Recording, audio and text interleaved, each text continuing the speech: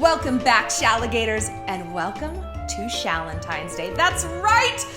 We are kicking off our Valentine's Day week coverage. I have such special stuff planned because, oh my God, is this not our favorite holiday? Is this not better than like Christmas and our birthday and Halloween and 4th of July and Bastille Day all rolled into one Valentine's Day? No, man, it sucks. It's a bullshit Hallmark holiday that either underscores everything that's wrong in our relationships, if we're in one, and if we're not, it's the thing that reminds, oh, tap, tap, tap. Hey, do you know it's like the middle of winter? I know, it's like horrible outside. Would you like to be reminded that you're probably gonna die alone because you don't have a date on this random day of the year for absolutely no reason?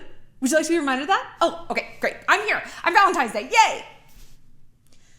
I asked you guys, what do you want to hear this year from our Shallentine's Day coverage? Got a lot of really pervy answers, which I love. But the number one request was how to enjoy Valentine's Day single. And sometimes, usually single means you don't have a boyfriend, you don't have a date. But in this day and age with this fucking pandemic, it can simply mean you're far away from the person that you love. You're separated by circumstance and logistics, and that can be really tough. That can almost be tougher because it feels tragic, right? Like you feel like Romeo and Juliet. So today, to kick it off, we are going to talk about 6 ways, this isn't 6, that is 6 ways to enjoy Valentine's Day alone with your friends, single as a Pringle, or maybe your partner's far away. I've got some tips that are gonna turn this holiday from this just like morose mope fest into something that's actually like really fun and potentially very healthy for you and allows you to gain some emotional ground so that actually you might feel better on February 15th than you did on the 13th. We're gonna get into it, but before we do, reminder to sign up for Flaze. Flaze is our uncensored, ad-free, subscription-only platform, super cheap.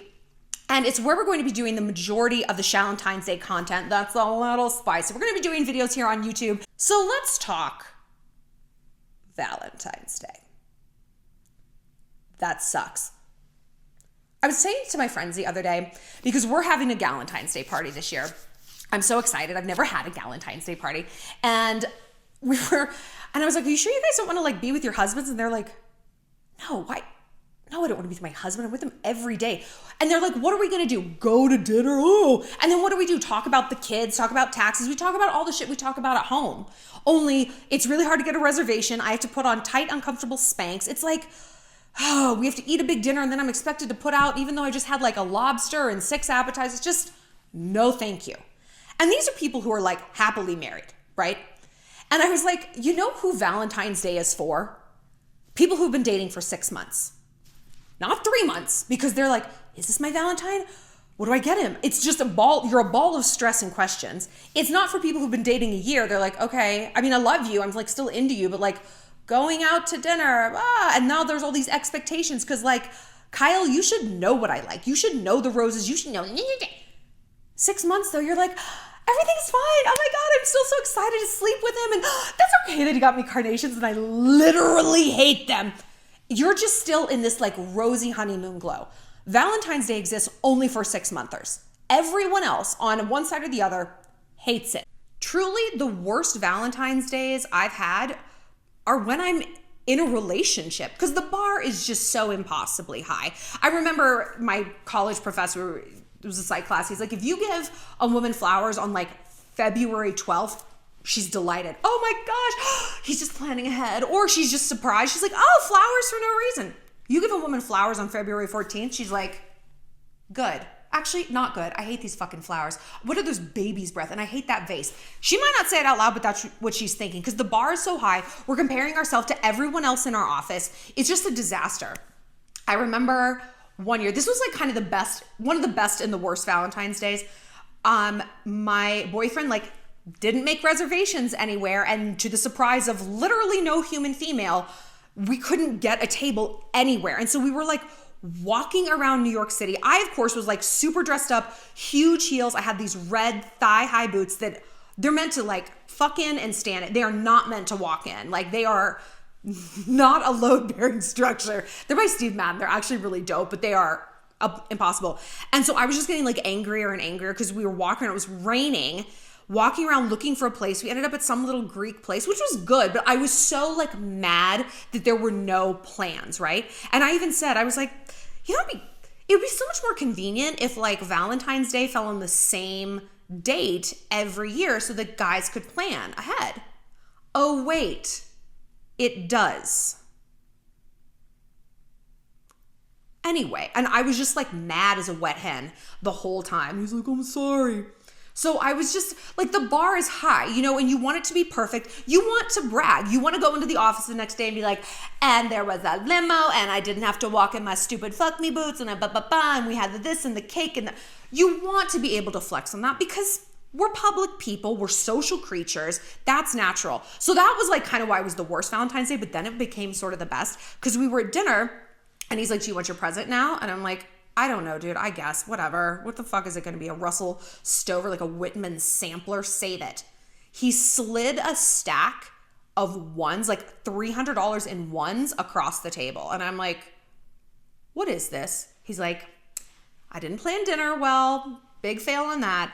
But I did plan the rest of our night super well. And we are going to a strip club. And he got us like a table. I love strip clubs. I love strippers. I'm like mesmerized by them. I like them more than boys do. I'm like, oh, you're so pretty. And you smell like sun-ripened raspberry body spray. Like, I just think they're so athletic and they're so pretty. Anyway, so I was like, really? I was so psyched. And it's sexy. Like, we had a great night after that. But that was such a fun, different, unique surprise. So that was like the best and the worst. The absolute worst Valentine's Day. Well, there were two of them because I got dumped on 2 Valentine's Days in a row. One guy, Jack, broke up with me. I kind of think I was pregnant because I had something that felt not normal, like a miscarriage or something. I didn't go to the doctor because I was like, whatever, I feel fine and everything seems to be fine. But I'm pretty sure he dumped me pregnant on Valentine's Day. So Jack, if you're watching this, you can go fuck yourself. You look stupid with that beard. It's not hiding your weak chin and you're fat now. Anyway, so there was that Valentine's Day. And then the next one I got dumped. Like my boyfriend at the time, I know I've told this in a video before, my boyfriend Kyle came over and he brought me this present. He like had this piece of art like framed for me. And I was like, this is so sweet. I was like, thank you. And he's like, you know, it's just like this Valentine's fun friendship present. And I was like, friendship? He's like, yeah. So about that. I'm like, really? And he's like, well, I didn't want to break up with you before Valentine's Day. I was like, so you waited until the actual day? Bro, I would rather get dumped the day before than, because you feel stupid. It's like, wow, I took off work early. I got my makeup done. And then you're just like this clown waiting. Do you know that the name of that song is Enter the Gladiator? It is. Isn't that wild? Can you imagine gladiators? Anyway. Like I felt so stupid. So those were the worst Valentine's Day. Last year was not great either. I had just had surgery. And so I was like laid up and I was trying to like suck it up and go out. And because I was just like sick and tired of like laying around. And we had this Uber driver who wouldn't shut up. And I'm like, I have to go home. Like, I don't even think we made it really out. I think we got through one appetizer and I'm like, the pain pills are wearing off. I know, it sucked. It sucked so bad. And then we broke up like 4 days after that because some things came to light.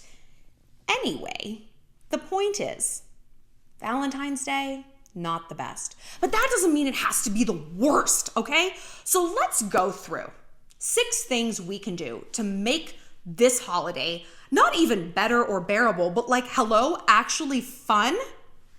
And this is a topic that now is near and dear to me because I'm newly single. Vince and I broke up a few weeks ago. And I wrote about this a lot on Eat, Pray, Love. Like, this is what I wanted. I wanted to be single. I just didn't feel like I had anything to give to a relationship. I know that he felt like that. You know, he needed things from me that I wasn't giving, vice versa.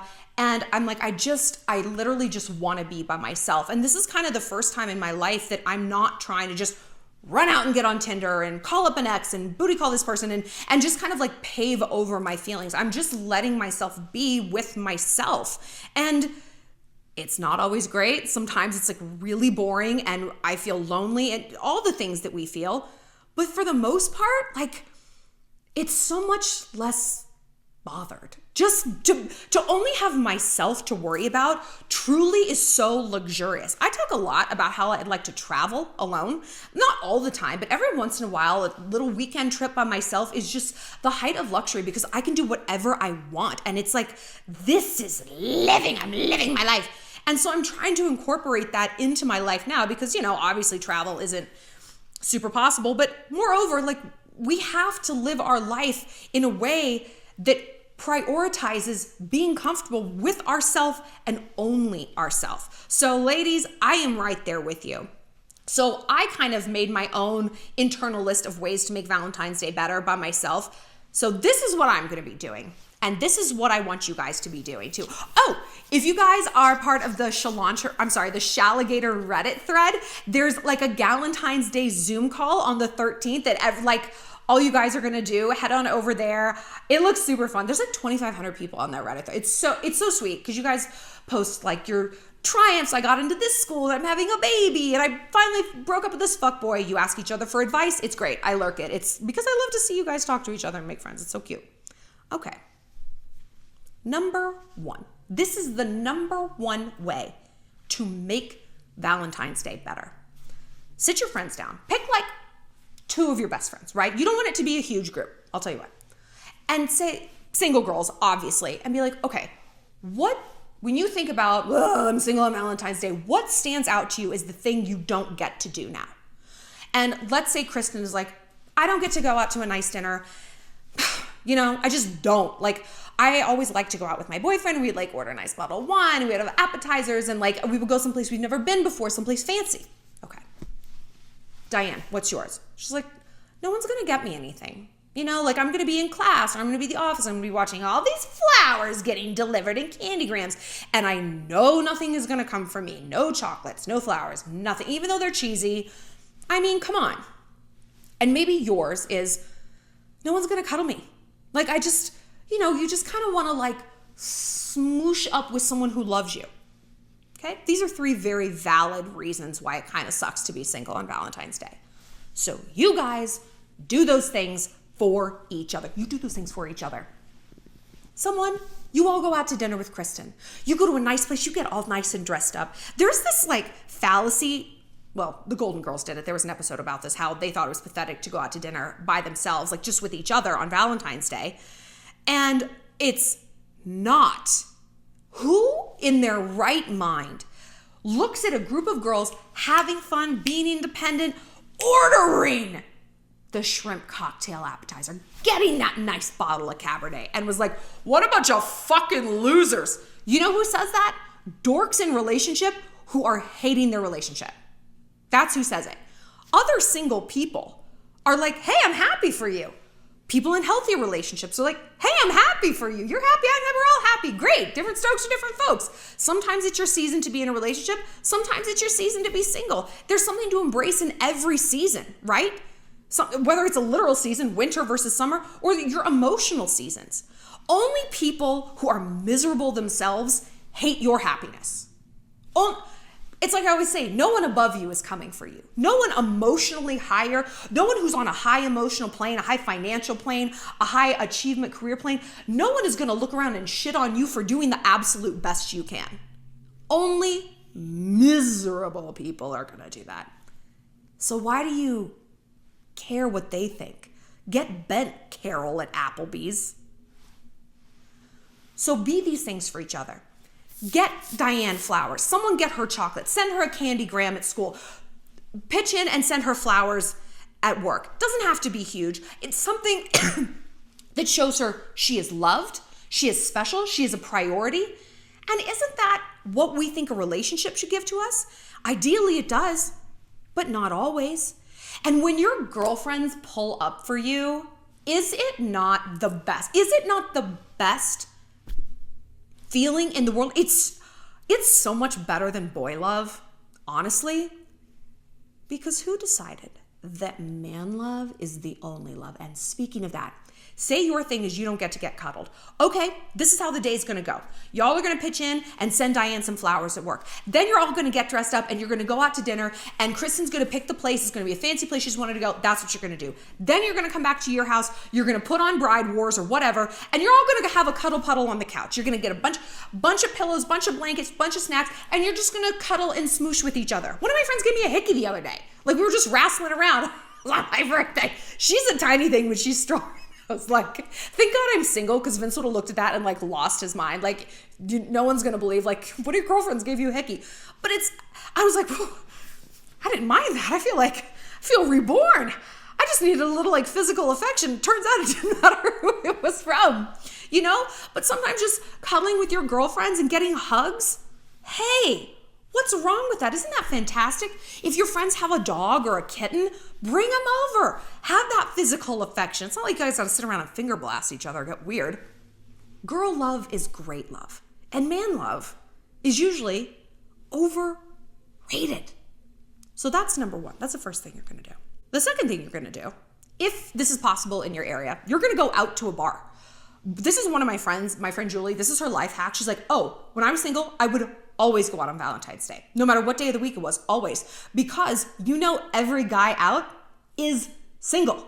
Like, that's a guarantee. And he's not, you know, entangled in anything. Like, they're absolutely free and clear. She's like, it's also just fun to go out, get dressed up, have a guy look at you, maybe buy you a drink, and you're like, still got it.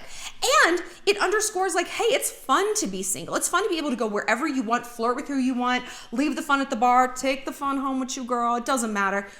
And look around and be like, it's actually really empowering to be single. It's not a sad, pathetic state of events. It's freedom. Freedom. We're probably all gonna get married or couple up. We're gonna find our love. We will. But I remember when I met my husband, and I was like, okay, he's the one. I mean, I thought we were gonna be together forever. That's okay. You know, seasons change, and I'm happy where I am, and it was a wonderful experience.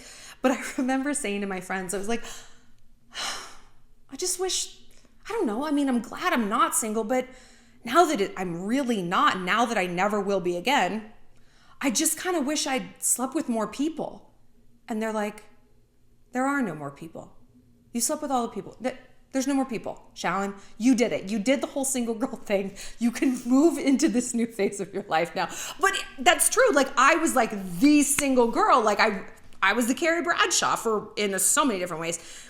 But like, even then, when it was like, no, this is over now, it was still like, oh, like that door had closed. My point is, once you meet that person, you are going to put away this single life, and you're going to look back with nostalgia. Everyone I know who's married, not that they want to leave their husband, but they're wistful about their single girl days, like getting ready at each other's house and like, what's going to happen tonight? Who are we going to meet? Are you going to Snapchat so-and-so? Are we going to see blah, blah, blah at the bar? Are you going to meet someone new? Are we going to invite a Tinder date out? There was just so much possibility in being single. And that's the gift and the curse. The highs are high and the lows are low. And when you're married or in a serious relationship, you know where your next meal is coming from, so to speak. When you're single, though, it's like anything could happen. And that's a really beautiful thing. And it's a youthful thing, and it's a fun thing. So don't hate where you are. Like I said, there's something to enjoy in every season. Point number 3. Lingerie. You know why I own this lingerie? For me, honey. I have a whole drawer of lingerie. When I'm out and I see something I like, I buy it. This is that brand Auden, A-U-D-E-N. It's from Target. It was $20. It's wicked comfortable. It's a little bodysuit. It's not an ad. I just like it. I just kind of stockpile lingerie because if I'm feeling sexy, if my boobs are big because maybe I'm 10 pounds overweight, that's fine. I'm going to ride this till the wheels and the weight falls off. If I've lost some pounds and I'm feeling sexy, if I got a spray tan, I feel good. If it's just a Tuesday night and I'm like, you know what? Let's take some pics. I want you to get some lingerie and I want you to take some slutty pictures of yourself. I mean, slutty in a good way, right? Slutty's great. Have your friends do this. We did this the other night. Like, we had a girls' night, my friends and I, and we spray tanned each other. We brought our lingerie and we took like skanky pose, not skanky, you know, like sexy poses, sexy pictures of each other, like on the bed, on the chair. And it was so much fun. And we were not taking these pictures for anyone but ourselves, to preserve where we are in this season of our life. I'm not like loving my body where it's at. I want to get a lot fitter, but I'm like, hey, my boobs are really big right now. So like, let's document this. My other friend, she's like, my hair has never been this long. And I kind of like want to toss it around in some photos. I was like, let's do it. Another one just broke up with someone. She's lost a bunch of weight. And she's like, hey, I can finally see my abs. I've been working really hard. It doesn't need to be for anyone but yourself. And this celebrates you as an individual without a man witnessing it to give it meaning, right? And the more we do things like this, the more we realize that we are the museum full of masterpieces and the guy is just like the tourist observing them. If no one is at the Louvre, do the masterpieces in there, are they still considered like works of art? Of course they are. But wait, well, there's no tourists. Who gives a shit? The tourists, they're just looking at something. The masterpieces exist in their own right as something incredible. So do you. And this is a way to remind yourself of that. Point number 4. Make a list of everything your ex held you back from. As much as you loved him, maybe you're going through a breakup and you're just hurting. There were things that you simply couldn't do. Whether that was just logistical, it's like, no, I couldn't go out to a bar and make out with 5 guys that I meet. I couldn't get on Tinder and just see who's there. I couldn't Snapchat my ex. I couldn't do all these things. Valid. Maybe there were things that were part of like a not great relationship. Like I couldn't see my friends as much as I wanted. I couldn't travel because he was afraid to fly. I couldn't eat sushi because he didn't like fish. I couldn't ever get oral sex because he thought it was gross. I should have known that when he wouldn't eat sushi. There are things, and if you don't know what those things are, ask your friends, baby girl, because oh my God, they've been keeping a list. Your friends always know. And so I want you to keep this list front and center so you stop romanticizing like having a guy in your life, because like literally who fucking cares? And then I want you to try to incorporate these things into your life. Might be harder to find the oral sex instead of the sushi. Maybe start with the sushi, right? Country music, plan a trip for June. Do the things that he was holding you back from. Reaffirm to yourself that to be single many times is a freeing thing. Number 5, pave over things. So much of the time, we stay stuck in emotional pain from a breakup because things remind us of someone. I had no idea how true this was going to be in a small town. Part of the reason I moved from New York is because every place reminded me of something I didn't want to think about. Every part of town, like when I went back there a few weeks ago, if you guys follow me on Flays, I did a whole story time about it, and I literally cried for 20 minutes in this video. I just cried my way through the video. Because like I was taking an Uber from like Brooklyn down through Financial District, Tribeca, all the way up to the Upper East Side, and it was like chiseling away. Like every neighborhood was like a layer of pain, of a breakup, of a job. Everything reminded me of something that hurt me. Even the good things hurt me. They were just like bittersweet. My point is, I had to move on. Turns out in a small town, there's a lot of things to remind you of the people you date. Who knew? Except for literally everyone who lives in a small town and all the songs about breaking up in a small town. So maybe there's only 3 bars. So your favorite bar is the bar you used to go to with Jeff and now you feel like you can't go. Baloney. This is what you do. You get your friends together and you make this an intentional paving over, right? And maybe you can't go to the bars. Maybe it's a song. Maybe it's an album. Maybe it's a cocktail, a food, or whatever. You have your friends over, you make that cocktail, you listen to that album, and you have fun. You have a pillow fight. You have a snowball fight. You do something silly and goofy and imprint a new memory on those things that previously reminded you of the sex. Pave it over, right? So that the next time you hear that Taylor Swift song, you don't think of him. You think of your friends dancing around on the couch and dressing your dog up and throwing a birthday party for your parakeet, whatever it might be. And last but not least, number 6. This one is actually my favorite one. Pretend it's your birthday. I just had a birthday. And they're not fun like after like 22. Then you're like, oh wait, can we just stop this? Because slow this down. I don't want to do this anymore. I don't want to do this anymore. I'm no longer getting a 10 speed. Like this isn't fun. Birthdays also come with so many expectations. So-and-so didn't text me. I didn't get the cake I want, blah, blah, blah. But the good thing about having a birthday is I always believe your birthday is a day where you get to do exactly what you want. Exactly what you want. No one can tell you no. No one can shame you for it. It is a treat yourself kind of day. So pretend that Valentine's Day is your birthday. That will be the best part of a birthday, the doing whatever you want without getting older, without like any kind of expectations. The text I didn't get, the presents I didn't get.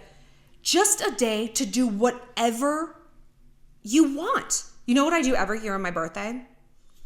Like, to me, birthday is pink roses, light pink roses. So if I'm dating someone, I'm like, you need to get me light pink roses.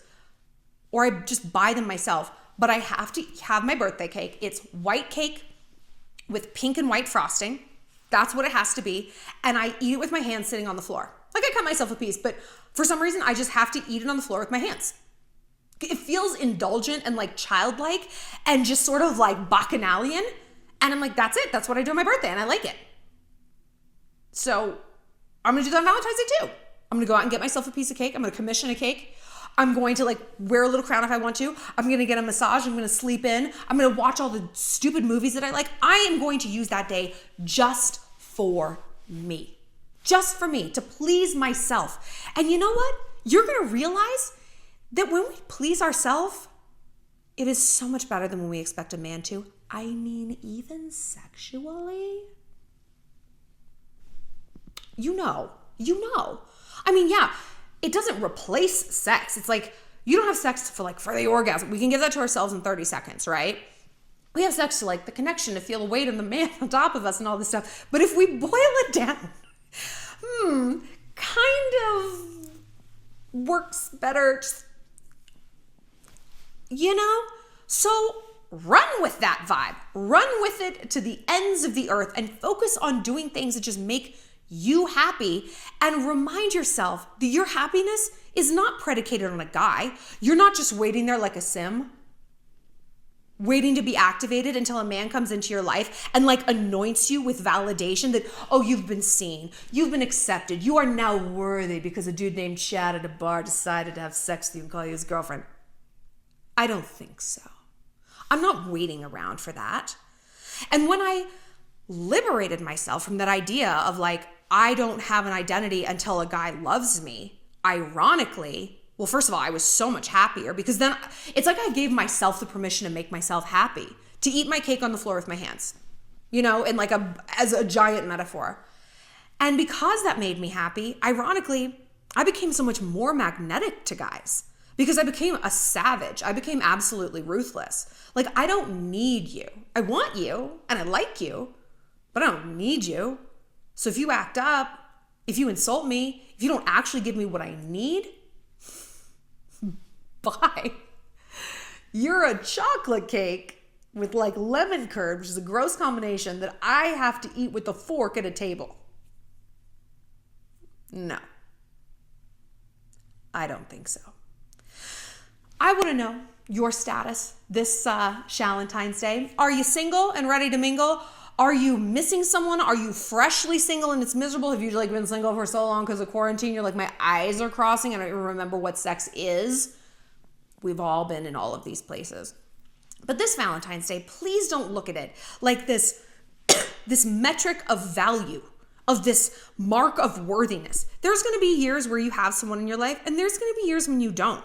And truly, when we look back on our lives, at least when I look back on my life, my levels of happiness and dissatisfaction with my life overall didn't really correlate to being in relationships. I mean, sort of. But I was truly the happiest when I was listening to myself and what I needed, not just wanted, what I truly needed. And when I honored that and listened to it and did things to import that feeling into my life all on my own without waiting to be saved by anyone.